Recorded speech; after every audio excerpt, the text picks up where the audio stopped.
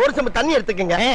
அத தோசைக்கல்ல ஊத்தி அதுக்குன்னு வழக்கமா ஒரு விளக்கமாறு வச்சிருப்பீங்கல்ல? ஆமாங்க. அத அடிப்பக்கமா திருப்பி சரிங்க. வரட்டு வரட்டு வரட்டுன்னு ஒரு 4 இழுப்பு இழுத்து சரிங்க. நல்லா கழுவி விட்டுருங்க. சரிங்க. ஒரு கிண்ண நிறைய மாவு எடுத்து பெரிய ரவுண்டாவும் இல்லாம சின்ன ரவுண்டாவும் இல்லாம சரிங்க. பொதுவா ஒரு ரவுண்ட ஊத்தி 4-5 வெங்காயத்தை போட்டு அள்ளி பொடி பொடி பொடியா நறுக்கி அப்படியே மேலாப்ல பரபர தூவி விட்டு சரிங்க. ஒரு நீளமான கேரட் எடுத்து அதையும் பொடி பொடியா நறுக்கி சரிங்க. அப்படியே மேலாப்ல பரபர தூவி விட்டு சரிங்க. ஒரு 16 கரண்டி நெய் எடுத்து சரிங்க. அதுல 6 கரண்டி நெய்ய உள் சைடு அப்படியே லேசா விளாவி விட்டு சரிங்க. 10 கரண்டி நெய்ய தோசைக்கு வெளி சைடு அப்படியே மேலாப்ல விளாவி விட்டு சரிங்க. இட்லி பொடி இருக்கு பாத்தீங்களா?